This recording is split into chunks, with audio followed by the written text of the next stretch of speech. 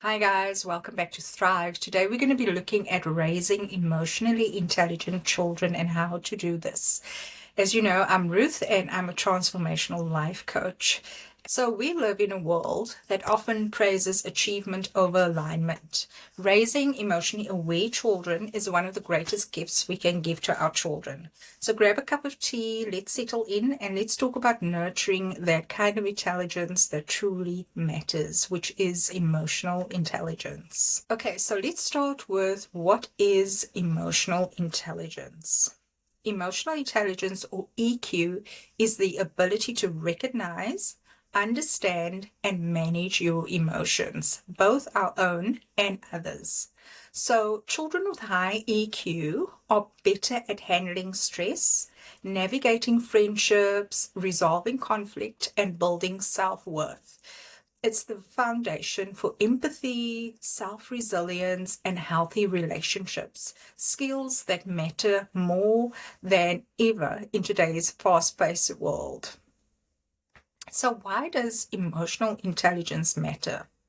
Here's the thing, children aren't born knowing how to process their emotions, right? We often see children would cry or they would throw a little bit of a tantrum. That is because they're not able to articulate their emotions yet.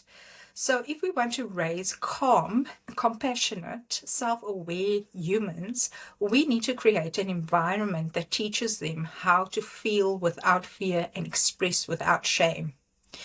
In fact, studies have shown that children with higher emotional intelligence perform better academically, have stronger social skills, and are less likely to struggle with anxiety and depression. One of the most powerful ways in which we can help our children raise their EQ or their emotional intelligence is by teaching them to name their feelings. So when a child says, I'm mad or I feel scared, they're learning to make sense of their internal world, what they feel.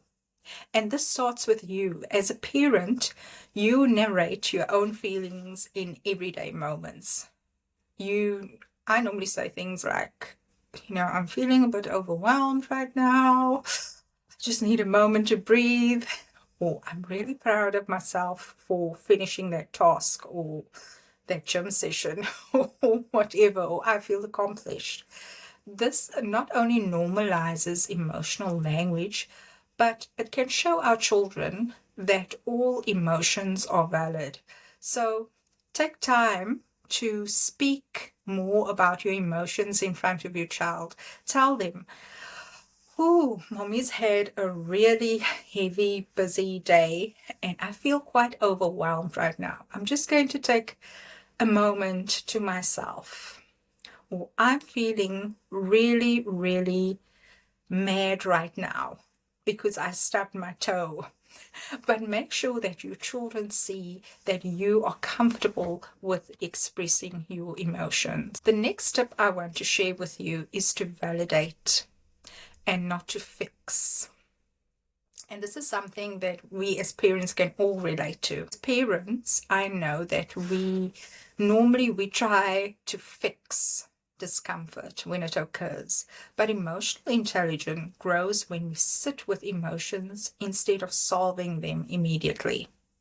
So, what do I mean when I say this? When your child is upset, resist the urge to distract them or minimize. Instead, try and say something like, I can see that you're really disappointed right now. That makes sense, and I'm here with you. Instead of saying, oh, don't feel that way. Okay, don't feel that way. Things will get better. Instead of just brushing it aside, let them sit with that emotion. Validation teaches children that emotions are safe. It's okay. It's okay to cry. It's okay to feel frustrated. Those are normal parts of any human experience. The next step is to model healthy expression. So children are little mirrors. They learn how to process their emotions by watching us as their parents. So if we yell when we're angry or scream, then they will learn to explode. If we shut down when we're sad, they will learn to suppress their feelings. But if we say, I really feel angry right now, so I'm going to take a walk and I'm going to breathe and I'm going to calm down, we're showing them how to manage strong emotions without hurting others or themselves. Suppressed emotions can have really negative effects on the body. So getting it out there instead of suppressing it is really, really important. The next tip I want to share with you in growing emotional intelligence in children is to teach empathy through storytelling. So empathy is a cornerstone of emotional intelligence. It's one beautiful way that we can use to teach our children. The next tip I want to share with you is to teach empathy through storytelling. So empathy is a cornerstone of emotional intelligence, and we can use stories to teach this way. So when reading to your child, you can ask them, how do you think Winnie the Pooh feels right now?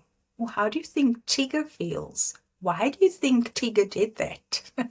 Just to quote Winnie the Pooh there.